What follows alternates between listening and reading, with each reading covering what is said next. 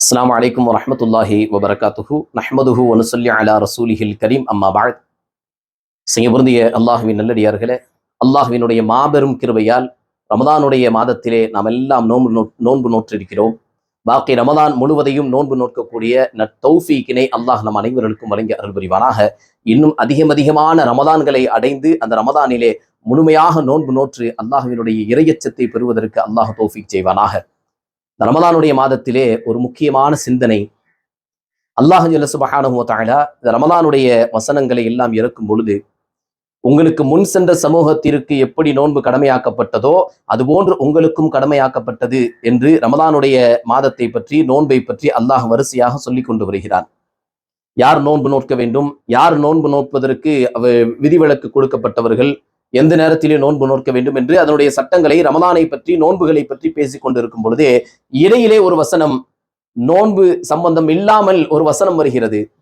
وَإِذَا سَأَلَكَ عِبَادِي عَنِّي فَإِنِّي قَرِيبٌ أُجِيبُ دَعْوَةَ الدَّاعِ إِذَا دَعَانِي فَلْيَسْتَجِيبُوا لِي وَلْيُؤْمِنُوا بِي لَعَلَّهُمْ يَرْشُدُونَ. பொருந்திய அல்லாஹ்வின் நல்லடியார்களே, இடையிலே அல்லாஹ் சொல்வதற்கு என்ன காரணம்? இந்த வசனத்தினுடைய அர்த்தத்தை முதலாவதாக பார்த்து விடுவோம். وَإِذَا سَأَلَكَ عِبَادِي عَنِّي, என்னுடைய அடியார்கள் என்னை பற்றி கேட்கிறார்கள். உஜீபு தஅவத்தத் தாஇ இதா தஆனி, என்னிடத்திலே யார் யாரெல்லாம் துஆ செய்கிறார்களோ அவர்களுடைய துஆவிற்கு நான் பதிலளிக்கிறேன்.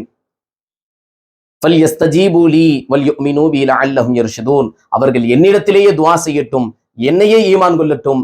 லஅல்லஹும் யர்ஷுதூன், அவர்கள் நிச்சயமாக நேர்வழி பெறுவார்கள் என்று அல்லாஹ் இந்த வசனத்தை இடையாக சொல்லுவான். ரமதானை பற்றி பேசிக் கொண்டிருக்கும் பொழுதே துஆவை பற்றி அல்லாஹ் சொல்லுவான். பொருந்திய அல்லாஹ்வின் நல்லடியார்களே, இந்த ரமதானுடைய மாதத்திலே குறிப்பிலும் குறிப்பாக ஒரு நேரம் இருக்கிறது. அந்த நேரத்திலே நாம் கேட்கக்கூடிய துஆ மறுக்கப்படுவதே இல்லை. கண்மணி நாயகம் ஸல்லல்லாஹு அலைஹி வஸல்லம் அவர்கள் சொல்லக்கூடிய ஹதீஸ், 3 நபர்களுடைய துஆ மறுக்கப்படுவதே இல்லை.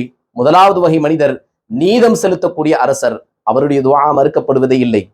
இரண்டாவது வகை மனிதர், நோன்பாளி, நோன்பு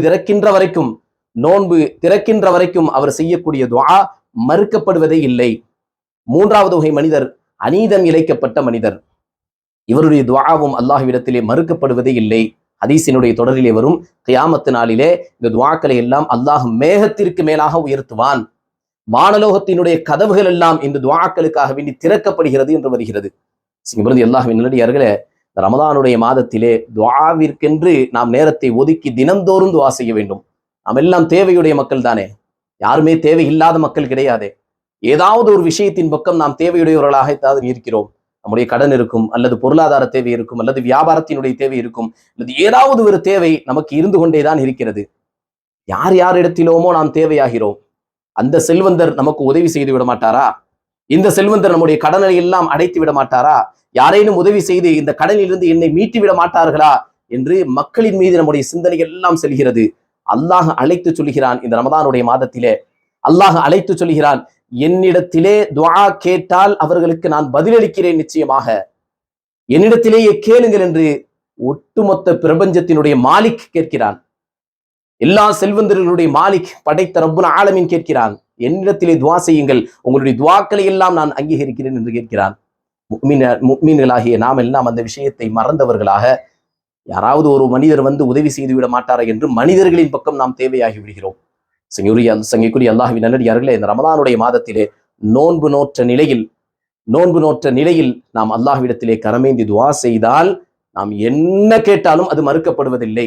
நிச்சயமாக அது நிறைவேற்றப்படும். ஒன்று கேட்டவுடன் கிடைத்துவிடும், அல்லது ஏதேனும் முசீபத்துகள் இருந்தால் அந்த துஆவினுடைய பரக்கத்தால் நம்முடைய வாழ்நாளில் உள்ள முசீபத்தை அல்லாஹ் நீக்கி விடுவான். இல்லை என்றால் மறுமையிலே நம்முடைய துஆக்களை எல்லாம் அல்லாஹ் நன்மையாக மாற்றி வைத்திருப்பான். அந்த நேரத்திலே மனிதன் சொல்லுவானாம், அப்படி என்றால் உலகத்திலே என்னுடைய துஆக்கள் அனைத்தும் ஏற்றுக்கொள்ளாமலேயே இருந்திருக்கலாமே, இவ்வளவு நன்மை கிடைக்குமா என்று ஆச்சரியப்படுவான்.